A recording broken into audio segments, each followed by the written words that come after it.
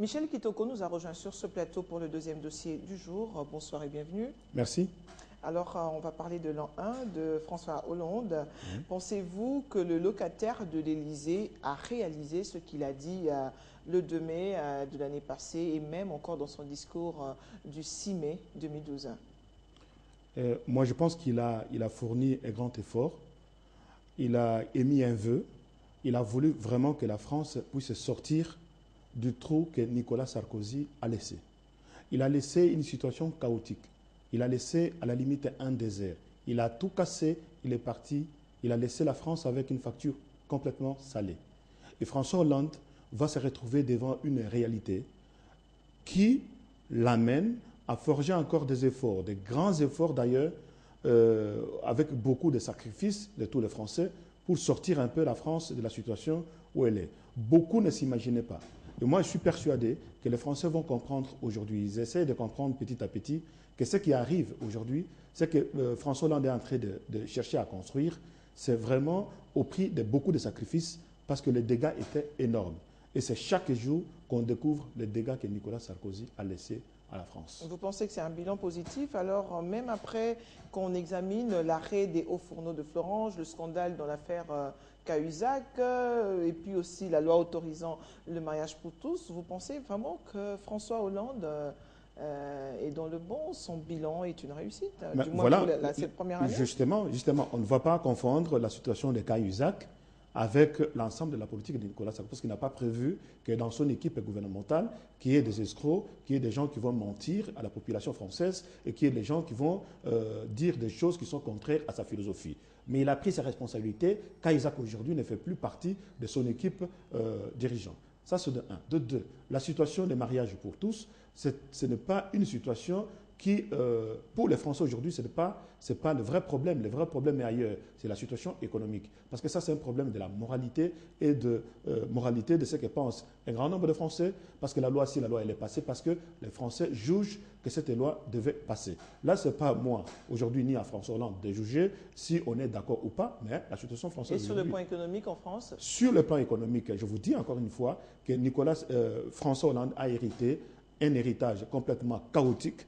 Nicolas Sarkozy a laissé la France dans les trous, et les trous à tous les niveaux. Vous allez le constater que le trou est au niveau interne, au niveau international. Au niveau international, il a tout cassé, qu'est-ce qu'il n'a pas fait de l'Afrique? Il a menacé tous les dirigeants africains. Celui qui n'accepte pas sa philosophie, il est mis à l'écart. Il en a fini avec le président le président libyen.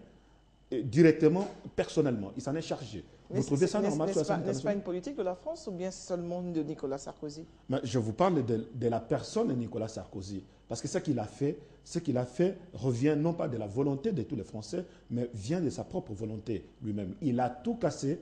Ce n'est pas pour rien que les Français se sont débarrassés de lui. Lui, on pensait que c'était Messi qui vient résoudre le problème de la France, mais complètement. Les Français ont compris lors de son quinquennat que c'était une personne, ce n'est pas une personne indiquée pour diriger la France. Ils l'ont mis de côté, un seul mandat suffit. Il est parmi les rares présidents à qui on a foutu les claques en un seul mandat et être mis de côté. Alors, on va quand même parler aussi du bilan de François Hollande ici en Afrique. On va prendre quelques pays, notamment déjà son premier discours après son investiture. Il était, c'est dans quel pays encore? Au Sénégal. Oui. Il est arrivé en République démocratique du Congo pour la francophonie. Il a tenu un discours que chacun de nous connaît.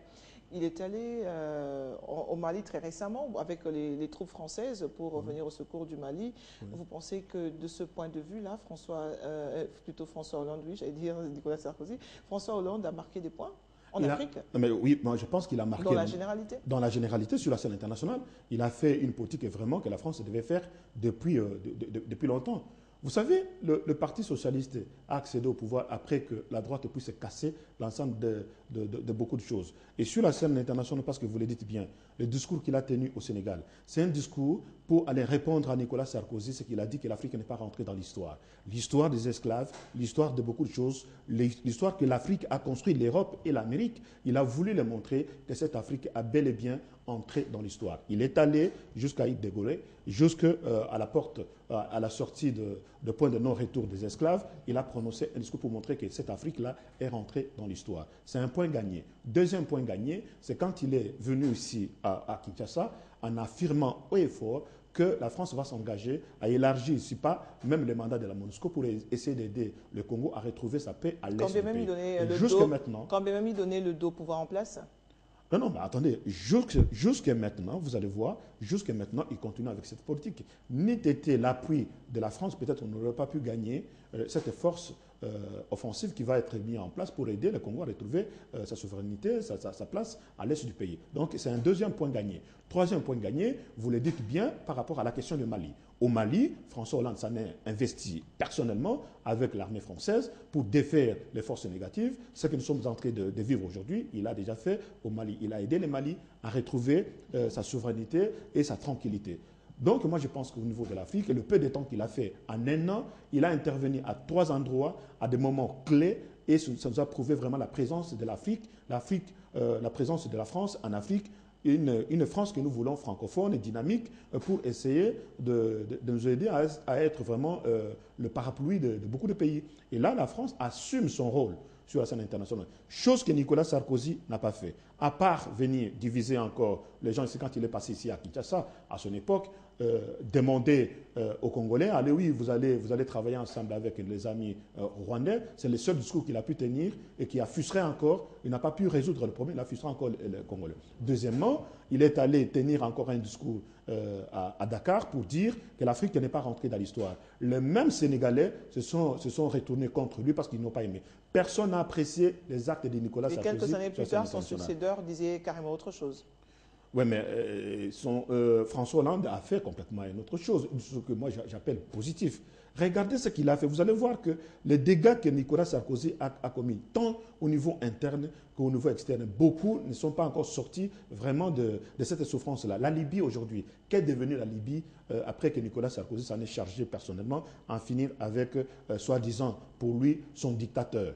Hein, qui ne dérangeait pas la politique française directement. Mais c'est parce qu'il y avait l'implication des richesses que lui voulait mettre la mainmise directement. C'est parce que peut-être comme le président libyen a refusé acheter les armes que lui a proposées comme des cacahuètes, à un moment donné, il a refusé et voilà, il s'en est chargé. Aujourd'hui, il répond lui-même, il est en face de sa politique négative qu'il a mis en place. Et je pense que là où il est, Nicolas Sarkozy, il va remémorer sa mémoire pour comprendre les actes qu'il a posés en Afrique et essayer de comprendre pourquoi il est mis de côté.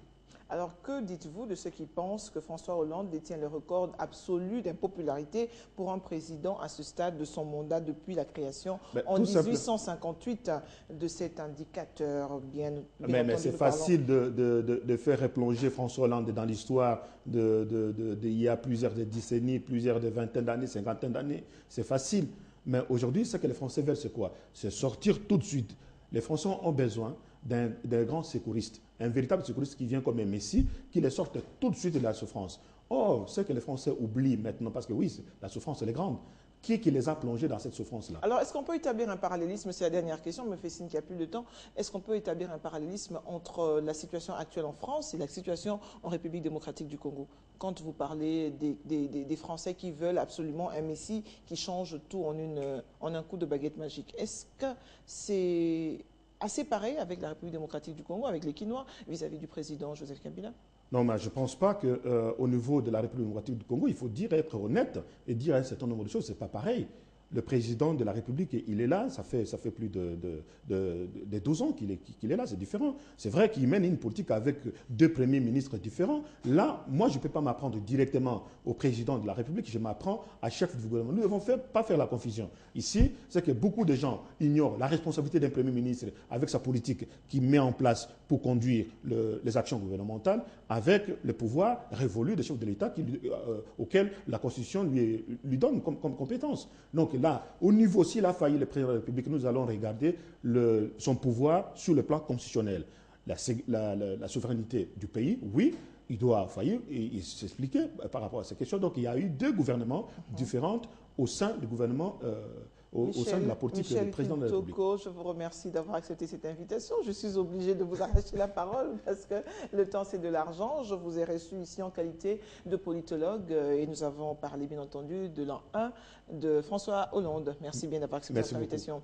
Les téléspectateurs, je vais momentanément vous quitter pendant plus ou moins 3/4 d'heure. Je vous retrouve autour de 19h30-35 minutes pour la deuxième partie de ce grand journal, mais d'abord ceci, et puis après ce sera le journal télévisé à la présentation grâce Michel Mouton-Collet, la revue de presse de grâce à la Bocha Kongalila.